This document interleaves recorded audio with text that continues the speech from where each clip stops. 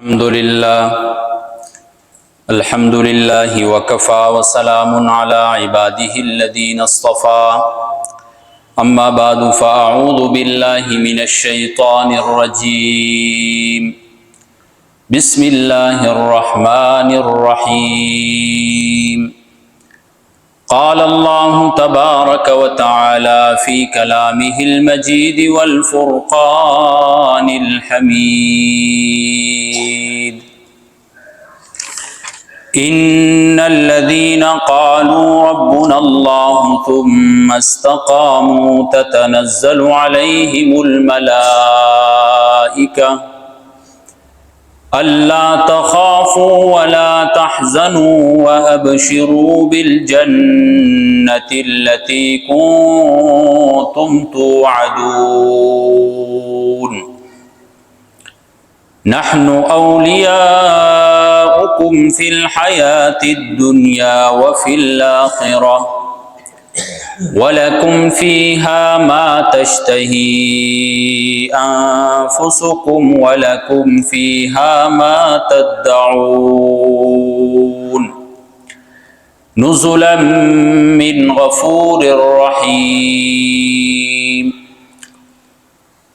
وعن سفيان بن عبد الله الثقفي رضي الله تعالى عنه قال قلت يا رسول الله قل لي في الإسلام قولا لا أسأل عنه أحدا بعدك وفي رواية غيرك قال قل آمنت بالله ثم استقم رواه الإمام الهمام المسلم في صحيحه صدق الله وصدق رسوله النبي الأمي الكريم ونحن على ذلك لمن الشاهدين والشاكرين والحمد لله رب العالمين۔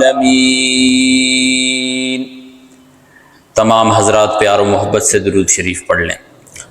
اللہم صل علی محمد وعلی آل محمد كما صليت على إبراهيم وعلى آل إبراهيم إنك حميد مجيد اللهم بارك على محمد وعلى آل محمد كما باركت على إبراهيم وعلى آل إبراهيم إنك حميد مجيد۔ انتہائی قابل قدر قابل عزت میرے بھائیوں، دوستوں، بزرگوں، نوجوان ساتھیوں اور میری معززہ موقرہ باحیا باپردہ ماؤ بہنوں، اللہ تبارک و تعالیٰ کا لاکھ لاکھ شکر ہے کہ اللہ رب العزت نے ہمیں رمضان المبارک کا مہینہ نصیب فرمایا۔ ایک وہ وقت تھا کہ ہم رمضان المبارک کے لیے تیاریاں کر رہے تھے کہ رمضان المبارک آنے والا ہے، اور کب سے ہم نے تیاریاں شروع کر لی تھی؟ 2 مہینے پہلے سے، رجب اور شعبان سے ہم نے رمضان المبارک کی تیاریاں شروع کر لی تھی۔ اس کے استقبال کے لیے ہم مختلف امور سر انجام دے رہے تھے۔ وہی رمضان المبارک آیا، پلک جھپکتے ہوئے آیا اور چلا گیا رمضان المبارک۔ اللہ تبارک و تعالیٰ کا اس پر لاکھ لاکھ شکر ہے کہ اللہ تبارک و تعالیٰ نے ہمیں رمضان المبارک کا مہینہ نصیب فرمایا۔ اگرچہ ہم رمضان المبارک کے اندر کما حق وہ عبادات نہیں کر سکے، جس طرح عبادات کرنے کا حق تھا اس طرح ہم نہیں کر سکے، جس طرح ہمیں نمازیں پڑھنی چاہیے تھی اس طرح ہم نہیں پڑھ سکے، جس طرح اللہ تبارک و تعالیٰ کی رحمتوں کو قبول کرنا تھا ہم نہیں کر سکے، جس طرح اللہ تبارک و تعالیٰ کے سامنے گڑ گڑا کر اپنی مغفرت کرانی تھی ہم نہیں کرا سکے، جس طرح ہم نے اپنے آپ کو جہنم سے آزادی دینے والے اعمال سر انجام دینے تھے ہم وہ نہیں دے سکے۔ رمضان المبارک آیا اور چلا گیا۔ میرے بھائیوں، رمضان المبارک آ کر ہمیں ایک خاموش پیغام دے کر چلا گیا کہ مسلمانوں، جس طرح تم رمضان المبارک کے اندر جوق در جوق مسجدوں کی طرف آتے ہو، جس طرح رمضان المبارک کے اندر تمہاری رغبتیں دین کی طرف، اعمال کی طرف، عبادات کی طرف زیادہ سے زیادہ ہوتی ہیں، اسی طرح رمضان المبارک کے علاوہ بھی ہونی چاہیے۔ ایک مسلمان کے شایان شان یہ ہے کہ جس طرح مسجد رمضان المبارک کے اندر کھچا کھچ بری ہوتی ہیں، اسی طرح رمضان المبارک کے علاوہ بھی بری ہونی چاہیے۔ رمضان المبارک کے علاوہ بھی وہ فضا ہمارے سامنے موجود ہونی چاہیے،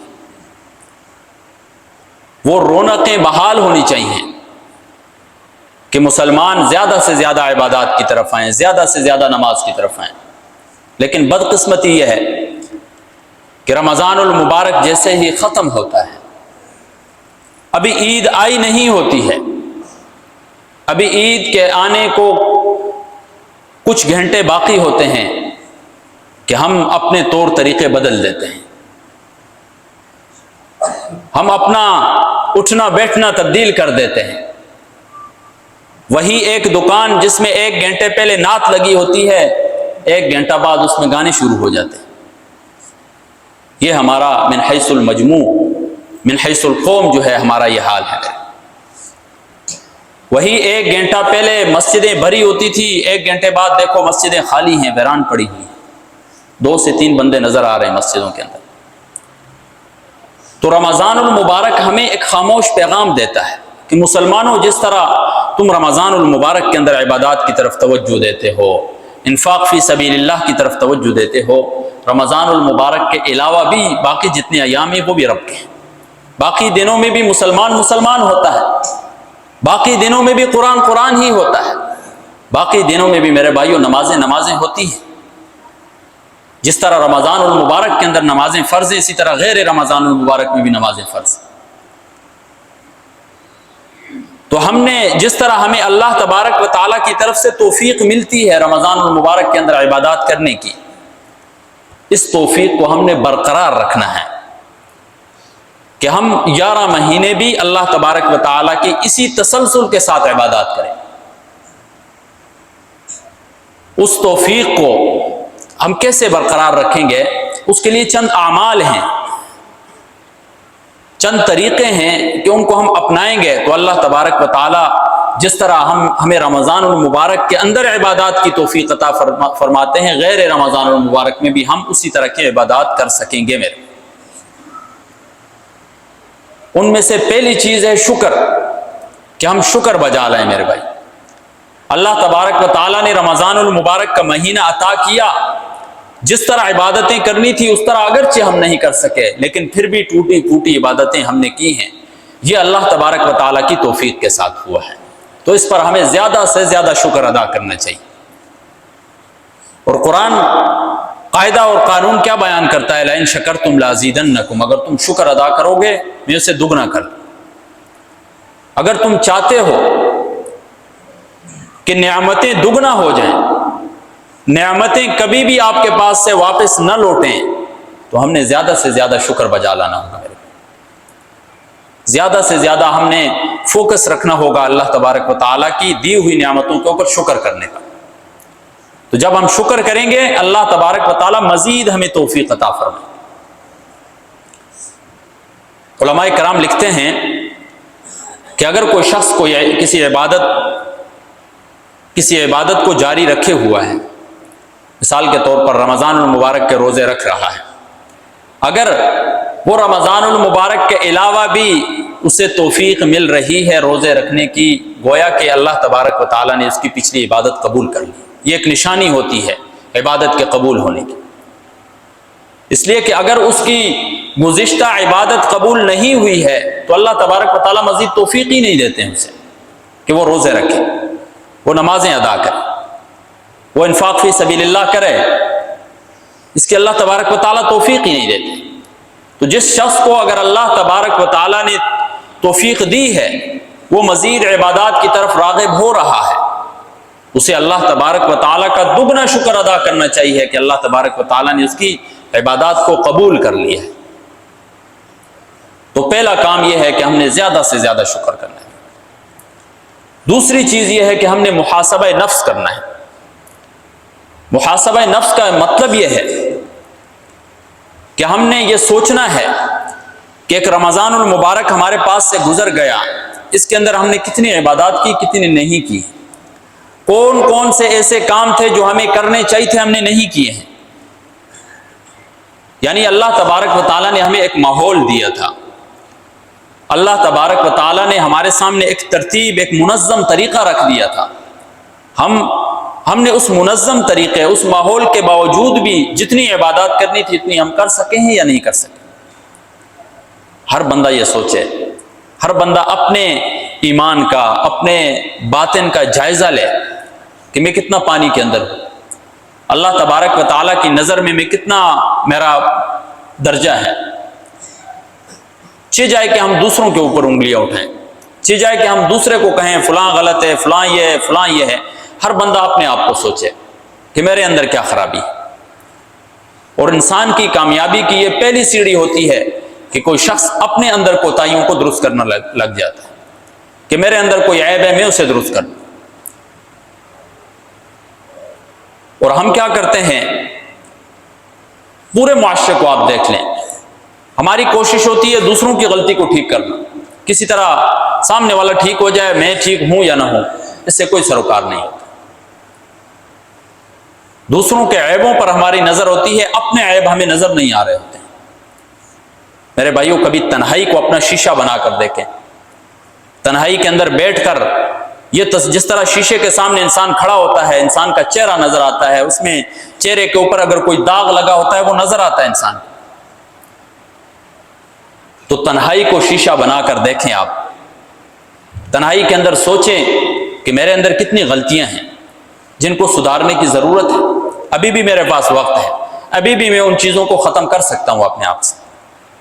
یہ ہے محاسبہ نفس، اپنے نفس کا ہم محاسبہ کریں۔ تو یہ پہلی سیڑھی ہوگی محاسبہ نفس ہماری کامیابی کی، کہ ہم معاشرے میں پھر جائیں گے آگے، ہماری نظر اپنے اوپر ہوگی، اپنی غلطیوں کے اوپر ہوگی، تو ہم معاشرے میں کامیاب ہو جائیں، ہم دنیا میں بھی کامیاب ہوں گے، آخرت میں بھی کامیاب ہو جائیں۔ تو پہلی چیز ہے شکر ہم زیادہ سے زیادہ بجا لائیں، جو ہم نے ٹوٹی پھوٹی عبادات کی ہیں اللہ تبارک و تعالیٰ کی توفیق سے ہوئی ہیں۔ دوسرا کام یہ ہے کہ ہم نے اپنے نفس کا محاسبہ کرنا ہے، کون کون سے کام کیے ہیں، کون سے نہیں کیے ہیں، مستقبل کے اندر کون سے کام میں کر سکتا ہوں، یہ جو باقی ماندہ 11 مہینے ہیں ان کے اندر میں ان چیزوں کا ازالہ کر سکتا ہوں، کفارہ ادا کر سکتا ہوں ان چیزوں کا۔ اور تیسری چیز یہ ہے میرے بھائیوں کہ ہم نے نیکیوں کی حفاظت کرنی ہے۔ بسا اوقات اعمال تو ہم بہت زیادہ کر لیتے ہیں، نمازیں تو ہم پڑھ لیتے ہیں، اللہ تبارک و تعالیٰ کے راستے میں تو بہت زیادہ لاکھوں کروڑوں میں خرچ کر لیتے ہیں، پے در پہ حج و عمرے بھی ہم کر لیتے ہیں۔ میرے بھائیوں، عبادات کرنا افضل ہے، کرنا چاہیے، لیکن اس سے بھی مہم چیز، اس سے بھی ضروری چیز یہ ہے کہ ان عبادات کی حفاظت کی جائے۔ اللہ تبارک و تعالیٰ نے جو نیکیاں عطا کی ہیں ان کو ہم نے ضائع نہیں کرنا ہے۔ ایک نیکی ضائع کس طرح ہوتی ہے؟ جب انسان کوئی نیک کام کر کے اس کے اوپر احسان جتلاتا ہے، ریاکاری کرتا ہے، دکھلاوا کرتا ہے اس کے اندر، تو وہ نیکیاں ساری ضائع ہو جاتی ہیں انسان کی۔ تو نیکیاں کرنا تو آسان ہے، لیکن ان نیکیوں کو میدان محشر تک لے کر جانا میرے بھائیوں بہت مشکل ہے، ان کو ہم نے بچانا ہے۔ وَلَا تَكُونُوا كَالَّتِي نَقَضَتْ غَزْلَهَا مِن بَعْدِ قُوَّةٍ أَنْكَاثًا، اس عورت کی طرح مت ہو جاؤ جو پورا دن کام کرتی رہتی ہے اور آخر میں جا کر وہ کیا کر دیتی ہے، جو کام کیا ہوتا ہے، جو کچھ اس نے بنا ہوتا ہے اسے دوبارہ ادھیڑ دیتی ہے، تو کیا فائدہ ہوا اس کا؟ تو ہم نے رمضان المبارک کے اندر عبادتیں کی ہیں، مختلف نیکیاں کی ہیں ہم نے، ابھی ضرورت اس امر کی ہے کہ ان نیکیوں کی ہم حفاظت کریں، ان کو باحفاظت طریقے سے ہم میدان محشر تک لے جائیں، باحفاظت طریقے سے وہ ہم آگے اللہ تبارک و تعالیٰ کے سامنے پیش کر لیں، یہ بہت بڑی کامیابی ہوگی۔ اور باحفاظت طریقے سے کس طرح ہوگی؟ زیادہ سے زیادہ ہم شکر کریں گے، وہ نیکی پختہ ہو جائے گی، اور گناہوں سے زیادہ ہم بچیں گے، اللہ تبارک و تعالیٰ اس نیکی کے اندر ہمیں مزید توفیق عطا فرمائے. اور اسی طرح چوتھی چیز ہے کہ اعمال کے اوپر استقامت. ایک کام شروع کر لیا اس کو ہم نے اب مسلسل کرنا ہے. تلاوت شروع کر لی ہے اس کی ہم نے روٹین بنا کر ہم نے مسلسل اسے کرنا ہے. یہ نہیں ہے 5 دن کر دیے اور 6 دن ہم نے چھوڑ دیا. 10 دن ذکر کیا آگے پورا مہینہ ہم نے ذکر نہیں کیا. 5 دن ہم نے تہجد پڑھی جذبات میں آ کر آگے ہم نے چھوڑ دیا. ابھی رمضان المبارک کے اندر ہم نے کتنے اعمال کیے ہیں, جیسے ہی رمضان المبارک ختم ہوا ہم نے وہ اعمال چھوڑ دیے. یہ عدم استقامت ہے. اور استقامت کی فضیلت قرآن و حدیث کے اندر آپ دیکھیں, ان الذین قالوا ربنا اللہ, وہ لوگ جنہوں نے کہا ربنا اللہ, اللہ تبارک و تعالی ہمارا رب ہے, ثم استقاموا, پھر اس کے اوپر ڈٹ گئے کہ اللہ ہی ہے ہمارا, سب کچھ کرنے والا اللہ ہے, ہمیں پیدا کرنے والا اللہ ہے, روزی دینے والی ذات وہ اللہ کی ہے. ثم استقاموا, ان کے لیے انعامات یہ ہیں, تتنزل علیہم الملائکہ, ان کے اوپر فرشتے نازل ہوتے ہیں. اللہ تخافوا ولا تحزنوا, اللہ تبارک و تعالیٰ فرشتے نازل کرتا ہے, فرشتے انہیں تسلیاں دیتے ہیں دنیا کے اندر بھی. میرے کیا تسلیاں دیتے ہیں؟ اللہ تخافوا, تم خوف نہ کھاؤ, ولا تحزنوا, پریشان بھی نہ ہو جاؤ, وابشروا بالجنۃ التي كنتم توعدون, خوشخبریاں دیتے ہیں جنت کی. کس جنت کی؟ جس کا وعدہ کیا ہے مومنوں کے ساتھ. استقامت پر دیتے ہیں میرے بھائی. یہ انعامات اللہ تبارک و تعالیٰ ایک استقامت کے اوپر عطا کرتے ہیں ایک مومن کو. مسلم شریف کی روایت ہے, حضرت سفیان بن عبداللہ ثقفی فرماتے ہیں کہ میں نے حضور نبی کریم صلی اللہ علیہ وسلم سے فرمایا کہ اللہ کے نبی مجھے کوئی ایسی بات بتا دیجئے کہ اس کے بعد مجھے کسی چیز کی ضرورت ہی نہ ہو, بس میں اسی پر عمل کرتا رہا. حضور نبی کریم صلی اللہ علیہ وسلم نے فرمایا, اے عبداللہ, قل آمنت باللہ ثم استقم, کہہ دیجئے کہ میں نے اللہ پر ایمان لایا, ثم استقم, پھر اس کے اوپر قائم و دائم رہو, چاہے گردن کٹ جائے, اللہ تبارک و تعالیٰ کو مان, اللہ تبارک و تعالیٰ کی مرضی کے مطابق زندگی گزارنی.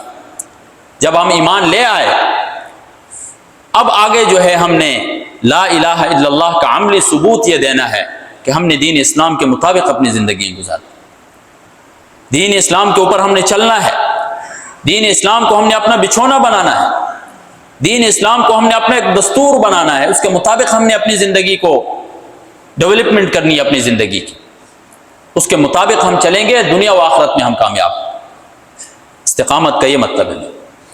احب الاعمال الی اللہ ادومها وان قل, اللہ تبارک و تعالیٰ کو کثرت مطلوب نہیں ہے کہ ایک بندہ ہے ہزاروں رکعتیں نفل پڑھ رہا. اللہ تبارک و تعالیٰ کو مداومت مطلوب ہے میرے. اللہ تبارک و تعالیٰ کی پسندیدہ چیز کیا ہے؟ کسی بندے نے کوئی کام شروع کر لیا ہے, ڈیلی اگر وہ 2 رکعت نماز نفل پڑھ رہا ہے, لیکن ہمیشہ سے پڑھ رہا ہے, ایک عادت بنائی ہوئی ہے, اللہ تبارک و تعالیٰ کو یہ بہت پسند ہے.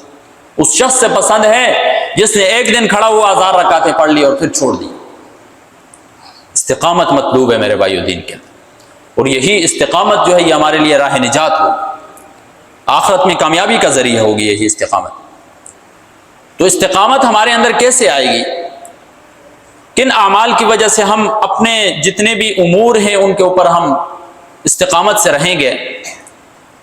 چند چیزیں ہیں. پہلی چیز تو یہ ہے کہ ہم اللہ تبارک و تعالیٰ سے مدد مانگیں. مدد کیسے مانگنا ہے؟ زیادہ سے زیادہ دعائیں کرنی ہے اللہ تبارک و تعالیٰ سے, اور دعاؤں میں سے بھی وہ دعائیں جو قرآن و حدیث میں جو مسنون دعائیں ہیں وہ ہم زیادہ سے زیادہ مانگیں. دنیا کے اندر کبھی ہم نے کوئی کام کرانا ہوتا ہے, کسی بڑے شخص کے پاس جاتے ہیں, تو اگر وہ ہمیں اپلیکیشن خود لکھ کر دے دیتا ہے, کہتا ہے یہ اپلیکیشن میں نے لکھ کر دے دی ہے, آ کر میرے آفس میں جمع کرا دینا, تو بندہ کتنا خوش ہوتا ہے کہ جس شخص نے سائن کرنا ہے اسی نے اپلیکیشن مجھے لکھ کر دے دی ہے. تو پھر اس چیز کے اندر کامیاب ہونے کے 90% چانس بڑھ جاتے ہیں. اللہ تبارک و تعالیٰ نے قرآن و حدیث کے اندر, قرآن کے اندر ہمیں چند دعائیں بتائی. اللہ تبارک و تعالیٰ فرماتے ہیں میرے بندے یہ کلمات ہیں, ان کو میری بارگاہ میں پیش کر, میں تیری دعا قبول کروں. وہ اپلیکیشن وہ درخواست جو تھی اللہ تبارک و تعالیٰ کے سامنے، وہ تو اللہ تبارک و تعالیٰ نے ہمیں خود لکھ کر دے دی ہے قرآن پر، ہم نے صرف انہیں پڑھنا ہے۔ اب استقامت کے لیے کون کون سی دعائیں ہم نے پڑھنی ہیں کہ اللہ تبارک و تعالیٰ ہمیں اعمال کے اوپر استقامت عطا فرمائے؟ پہلی دعا ہے ربنا لا تزغ قلوبنا بعد اذ ہدیتنا، اے اللہ لا تزغ قلوبنا، ہمارے دلوں کو مت موڑنا، بعد اذ ہدیتنا، بعد اس کے کہ جب آپ نے ہمیں ہدایت دے دی، وہب لنا من لدنک رحمہ، اپنی طرف سے ہمیں رحمت عطا کرنا۔ یہ ایک رمضان المبارک سے واسطہ جوڑ رہی ہے یہ دعا کہ یا اللہ رمضان المبارک کے اندر جس طرح تو نے ہمیں عبادات کی توفیق عطا فرمائی تھی، ہمارے دل کو موڑ دیا تھا عبادات کی طرف، اچھے اعمال کی طرف، ابھی اس ہمارے دل کو مت پھیرنا، برائی کی طرف مت پھیرنا، گناہ کی طرف مت پھیرنا، بدعمالیوں کی طرف مت پھیرنا۔ اسی طرح ایک اور دعا ہے ربنا افرغ علینا صبرا وثبت اقدامنا، اے اللہ ہمارے اوپر انڈھیل دیجئے صبر کو۔ ایک ہوتا ہے ڈالنا، ایک ہوتا ہے انڈھیلنا۔ کوئی چیز جب ڈالتا ہے انسان تو اسے گن کر یا شمار کر کے ڈالتا ہے انسان، ایک مقدار میں ڈالتا ہے۔ ایک ہوتا ہے انڈھیلنا، بے شمار طریقے سے، اس کی مقدار معلوم نہیں ہوتی ہے۔ یہاں پر قرآن میں افرغ کا لفظ استعمال کیا اللہ تبارک و تعالیٰ، یا اللہ صبر کو انڈھیل دیجئے، بے شمار صبر کو ہمیں دے دیجئے۔ وثبت اقدامنا، ہمارے قدموں کو ثابت قدم رکھ دے، ہمیں ثابت قدم کر دے کہ کسی بھی کام کو ہم شروع کریں پھر ثابت قدم رہیں، ہم مسلسل اس کام کو کرتے رہیں۔ اسی طرح احادیث کے اندر بھی بخاری شریف کی روایت ہے یا مقلب القلوب ثبت قلبی علی دینک، اے دلوں کو پھیرنے والے ثبت قلبی، میرے دل کو ثابت قدم رکھ دے، علی دینک، اپنے دین کے اوپر۔ اس طرح کی دعاؤں کا ہم نے اہتمام کرنا ہے میرے بھائی۔ اسی طرح ایک اور دعا ہے اللہم انی اسألک الثبات فی الامر، یا اللہ ہر کام کے اندر میں ثابت قدمی کا سوال کرتا ہوں آپ سے۔ ان دعاؤں کا ہم اہتمام کریں گے، اللہ تبارک و تعالی ہمیں تمام کاموں میں استقامت عطا فرمائے گے۔ ان دعاؤں کی بدولت پھر ہم کوئی کام شروع کریں گے تو وہ ہم سے جلد چھوٹے گا نہیں، مسلسل ہم اس کام کو کرتے رہیں گے۔ دوسری چیز میرے بھائیوں، کثرت تلاوت، زیادہ سے زیادہ ہم نے تلاوت کرنی ہے، ایک روٹین بنا لینی ہے۔ اب رمضان المبارک کے اندر کتنے ہم میں سے لوگ ہیں کہ ہم میں رمضان المبارک میں ہم نے اتنی تلاوتیں کی ہیں کہ پورے 11 مہینے ہم اتنی تلاوت نہیں کرتے، بلکہ رمضان المبارک تو ختم ہوتا ہے، ہم قرآن مجید کو بند کرتے ہیں، تاخچوں میں رکھ دیتے ہیں، اگلے رمضان المبارک کو اٹھائیں گے دوبارہ۔ کتنا بڑا ظلم ہے قرآن کے ساتھ۔ اگر آپ چاہتے ہیں کہ گھروں کے اندر خیر و برکتوں کا نزول ہو، گھروں کے اندر سے شیاطین، جنات، ان تمام چیزیں رفع دفع ہو جائیں، یہ تمام چیزیں آپ کے گھروں سے ٹینشنیں، غم، مصیبتیں دور ہو جائیں، تلاوت قرآن کو عام کر لو گھروں کے اندر، پھر دیکھیں اللہ تبارک و تعالیٰ کیا نتیجہ عطا فرمائے۔ قرآن مجید کو عام کرو میرے بھائی۔ محمود الحسن رحمہ اللہ جب مالٹا جیل کے اندر بند تھے تو جب 1919 کے اندر ان کی رہائی ہوئی، واپس آئے بر صغیر پاک و ہند میں، تو علماء کی مجلس میں بیٹھے ہوئے تھے، علماء سے خطاب کیا اور دو باتیں بتائی انہیں کہ میں نے مسلمانوں کے زوال کے اوپر غور کیا اپنی جیل کی زندگی میں، کہ مسلمان مغلوب کیوں ہے، دن بدن مسلمان پستی کی طرف کیوں جا رہا ہے، دن بدن مسلمان کے اوپر زوال کیوں طاری ہو رہا ہے، میں نے اس کے اوپر غور کیا گیا۔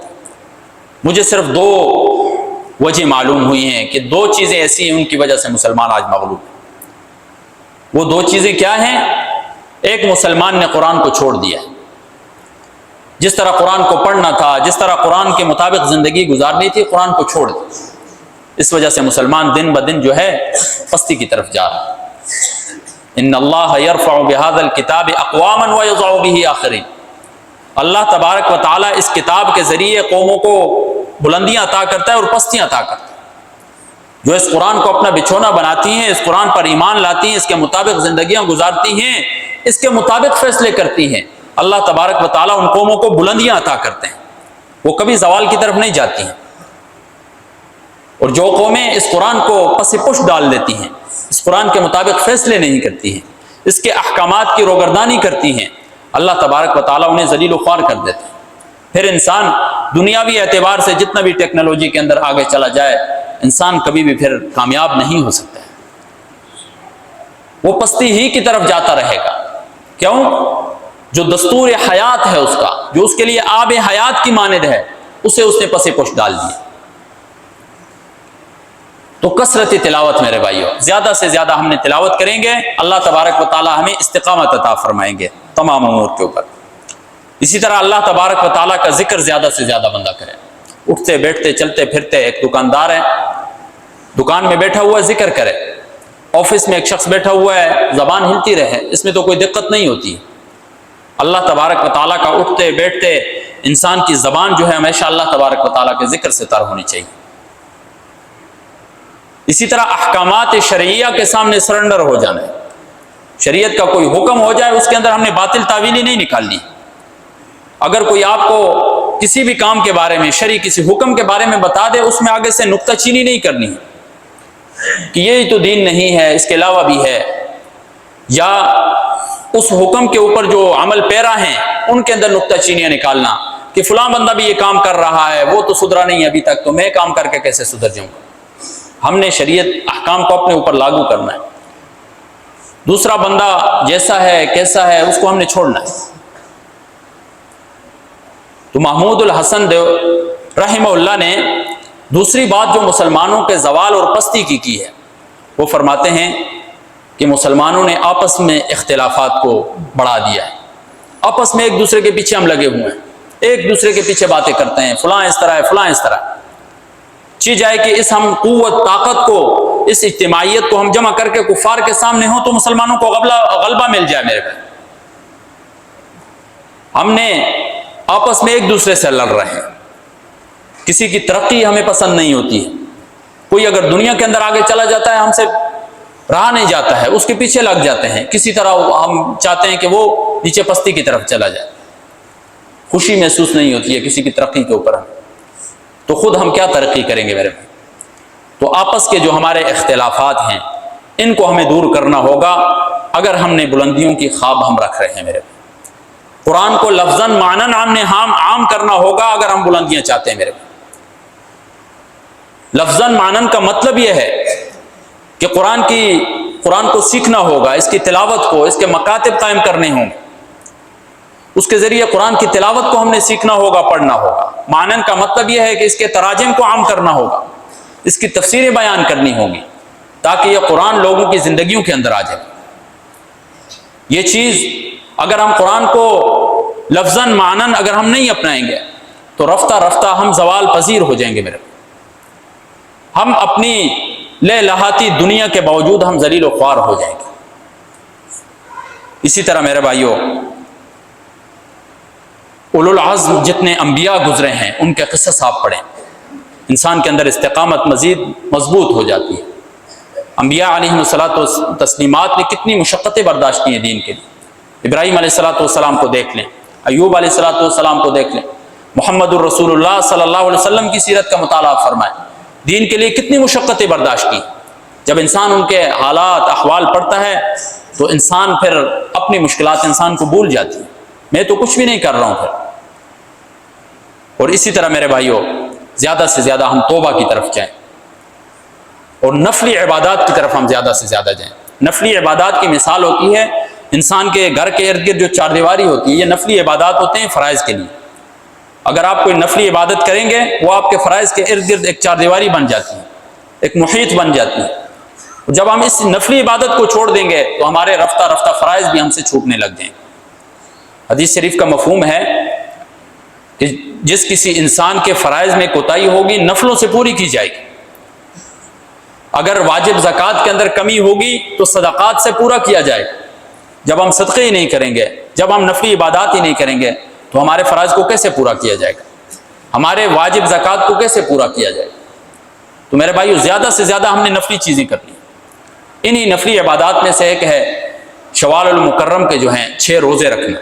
حدیث شریف کا مفہوم ہے من صام رمضان ثم اتبعہ 6 من شوال، جس نے رمضان المبارک کے روزے رکھے پھر شوال کے اندر 6 روزے رکھ دیے، کانا کا صیام الدہر، گویا کہ اس نے پورے 1 سال کے روزے رکھ دیے۔